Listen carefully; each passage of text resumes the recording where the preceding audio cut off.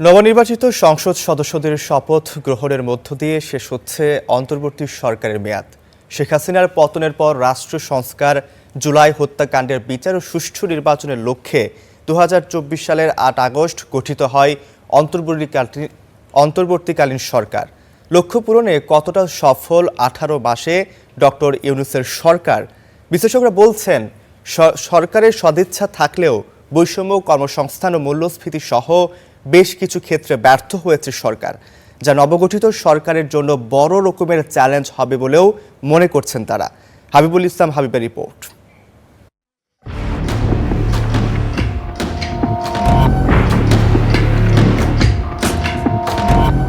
ছাত্র জনতার অভ্যুত্থানের মুখে ২০২৪ সালের ৫ আগস্ট দেশ ত্যাগ করেন শেখ হাসিনা।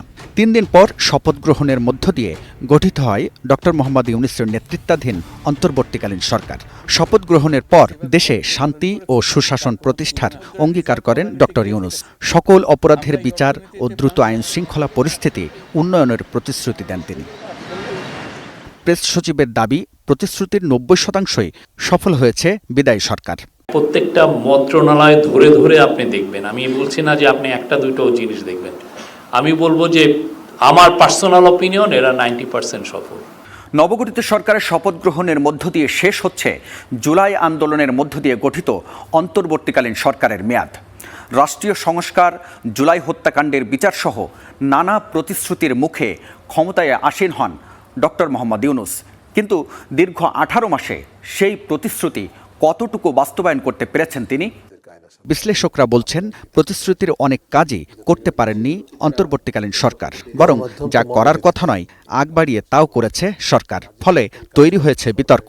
অন্তর্বর্তী সরকার হিসেবে দায়িত্বপ্রাপ্ত যে সরকার হিসেবে তার যে কার্যক্রম, সেই কার্যক্রম পরিচালনার ক্ষেত্রে অনেক সময় স্বচ্ছতার ঘাটতি দেখা গেছে, জবাবদিহিতার ঘাটতি দেখা গেছে। একদিক অনেকটা বলব যে এককভাবে নিজস্ব সিদ্ধান্তে কোনো অংশীজনকে সম্পৃক্ত না করে তারা অনেকটা কর্তৃত্বপরায়ণভাবেই কিন্তু তারা সিদ্ধান্ত গ্রহণ করেছে, যার ফলে বিশাল অনেক কিছু আমরা মনে করছি ঝুঁকি সৃষ্টি হয়েছে, যেগুলো পরবর্তী নির্বাচন পরবর্তী সরকারের উপরে পড়বে।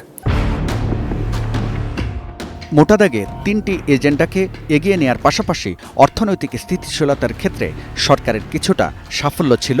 তবে সরকারের ভেতরেই একটি অংশের কারণে সংস্কার কিছুটা পথভ্রষ্ট হয়েছে বলে মনে করেন টিআইবির নির্বাহী পরিচালক। বিচারের ক্ষেত্রে বিচার নাকি প্রতিশোধ, এমন প্রশ্ন ওঠার সুযোগও তৈরি হয়েছে বলে মনে করেন তিনি।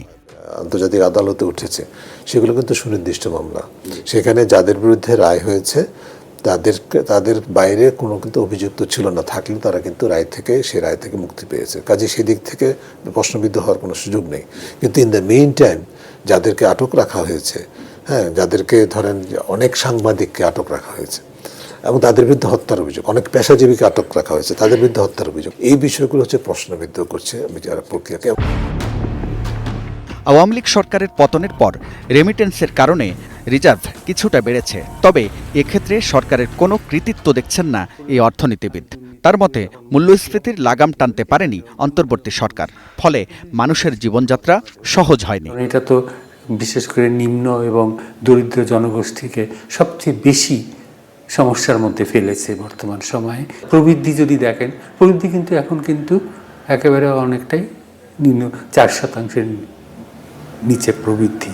বেকারের সংখ্যা যে কোনো সময়ের চেয়ে এখন অনেক বেশি, প্রায় ৩০ লক্ষ এখন, বিশেষ করে যারা শিক্ষিত বেকার। উৎপাদন যেহেতু নাই, বিনিয়োগ যেহেতু নাই, কাজে কর্মসংস্থানের সুযোগও বৃদ্ধি পাচ্ছে না। বিচার বিভাগের জন্য পৃথক সচিবালয় গঠন ছিল একটি উল্লেখযোগ্য সংস্কার, কিন্তু দুর্নীতির লাগাম টানতে স্বাধীন দুর্নীতি দমন কমিশন গঠনে সরকার ব্যর্থ হয়েছে। এই ব্যর্থতাগুলোকেই নতুন সরকারের জন্য বড় চ্যালেঞ্জ বলে মনে করছেন বিশ্লেষকরা। দুদক যে এতদিন ব্যবহৃত হয়েছে শুধু ক্ষমতাসীনদের দুর্নীতির সুরক্ষা দেওয়ার জন্য, আর প্রতিপক্ষের দুর্নীতির অভিযোগের নামে ঘায়াল করার জন্য, এই সংস্কৃতিটা থেকে যেন দ্রুত উত্তরণ করতে পারে, এই বিষয়টি উদ্দেশ্যমূলকভাবে আমাদের অনেক প্রয়াস সত্ত্বেও আমলাতন্ত্রের চাপে সরকার সেটাকে রাখতে পারেনি। হাবিবুল ইসলাম হাবিব, স্টার নিউজ, ঢাকা।